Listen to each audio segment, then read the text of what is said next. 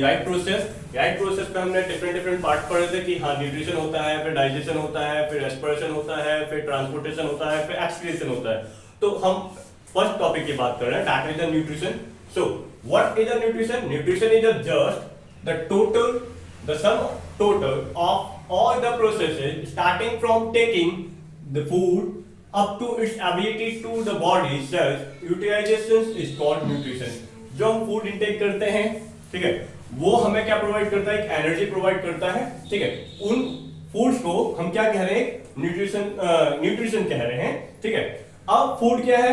That is a combination of inorganic या organic, both. Sometimes we take both the things, inorganic भी लेते हैं, organic भी लेते हैं, in definite proportions।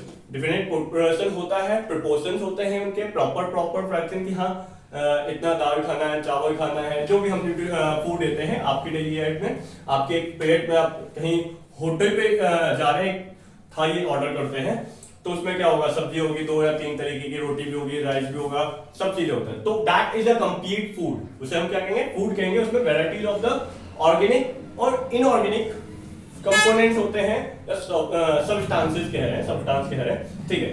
अब हम बात कर रहे थे, पहले फूड की बात कर रहे थे, तो फूड को हमने टोटल 3 पार्ट में ब्रेक किया। फर्स्ट एनर्जी रीडिंग फूड, ठीक है। सेकंड बात कर रहे हैं बॉडी बिल्डिंग फूड्स। थर्ड बात करेंगे हम प्रोडक्टिव फूड की।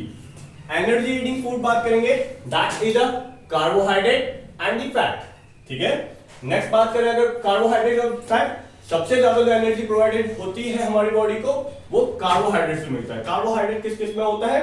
राइस, चपाती, पोटैटो, स्वीट पोटैटो, इन सब में क्या होता है? कार्ब का अमाउंट ज्यादा होता है, कार्बोहाइड्रेट का अमाउंट ज्यादा होता है। नेक्स्ट बात करते हैं हम, दूसरी बात करेंगे हम बॉडी बिल्डिंग फूड।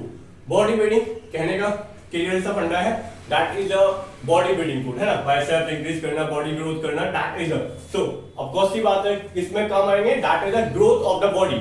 तो प्रोटीन किस लिए करते हैं? That is a growth of the body. ये एनर्जी प्रोवाइड करेगा, ये growth of the body.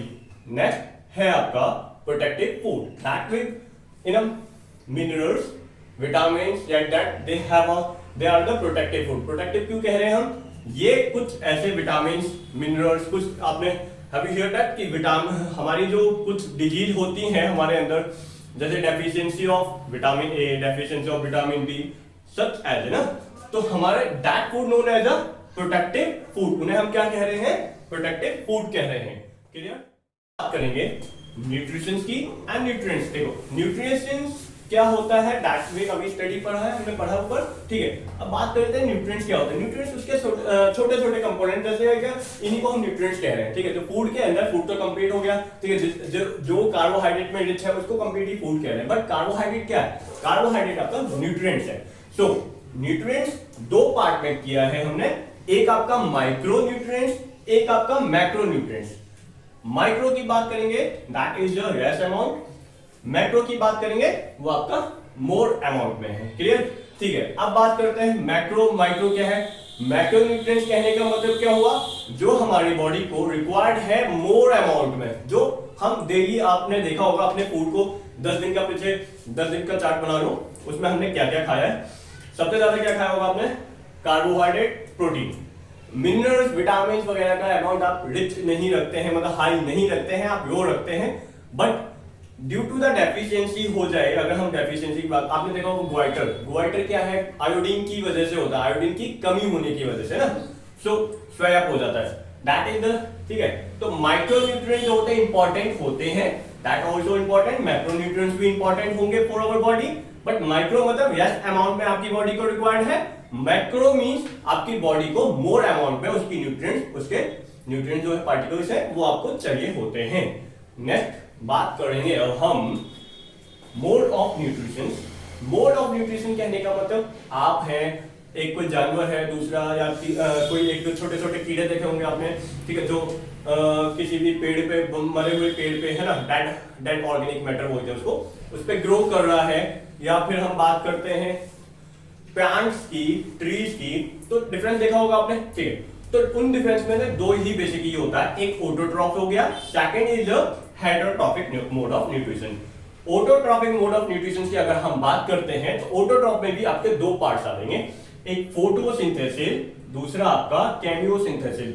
Photo means होता है राइट, ठीक है, फोटो वो खींचने वाले फोटो नहीं बात करेंगे हम, यहाँ पे बात कर रहे हैं फोटो मीन्स राइट, जो सनलाइट की हेल्प से, मदद से अपना खाना फॉर्म करता है, बनाता है, that is known as a phototropic nutrition, mode of nutrition. और उस प्रोसेस को, जिस प्रोसेस के through plants with the help of the sunlight and chlorophyll उसके अंदर प्रेजेंट होता है, तो उसकी वजह से क्या करता है, अगर वो खाना बनाता है उसे हम फोटोसिंथेसिस कहते हैं। क्लियर?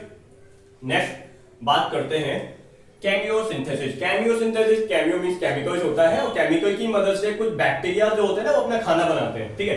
तो वो प्रोसेस केमियोसिंथेसिस हो गया। वो मोड ऑफ न्यूट्रिशन, जिस मोड ऑफ न्यूट्रिशन से केमिकल की मदद से खाना बनाया जा रहा है, वो mode of nutrition cameo autotroph कहेंगे। क्लियर? केमियो ऑटोट्रॉफ किसे कह रहे हैं? वो मोड ऑफ न्यूट्रिशन, जिस मोड ऑफ न्यूट्रिशन से क्या है, केमिकल की मदद से अपना खाना क्रिएट कर रहे हैं, खुद बना रहे हैं, है ना। सो अब बात करते हैं हेटेरोट्रॉपिक की। तो हेटेरोट्रॉपिक में क्या आ जाएगा, आपके बेसिकली 3 पार्ट आएंगे, ठीक है, देख लेते हैं। 3 पार्ट आ रहे हैं। एक होयोजोइक, HOLO, होयोजोइक, ठीक है। दूसरा आपका सेप्रोट्रॉपिक, तीसरा आपका पैरासाइटिक, ठीक है। होयोजोइक को बेसिकली 3 पार्ट में देखा गया है। एक herbivorous, carnivorous and omnivorous. Have you hear, है ना, सुना होगा आपने, ठीक है।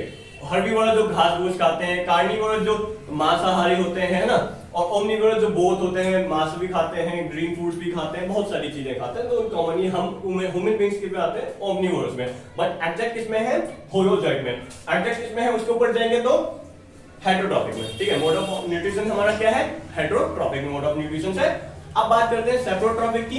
सेप्रोट्रॉपिक क्या होगा, वो होगा जो डेड एंड डिकेइंग ऑर्गेनिज्म में ग्रो करेगा। छोटे छोटे आपने देखा होगा कुछ ग्रो कर जाते हैं, ठीक है, माइक्रोस्कोपिक होते हैं, कुछ नॉन माइक्रोस्कोपिक होते हैं, कुछ आपने हैव यू हियर दैट की स्कैवेंजर्स क्या होता है, डेड और डिकेइंग पार्टी, बचा हुआ मटेरियल जो होता है उसे खाते हैं, इंगल्फ करता है ना।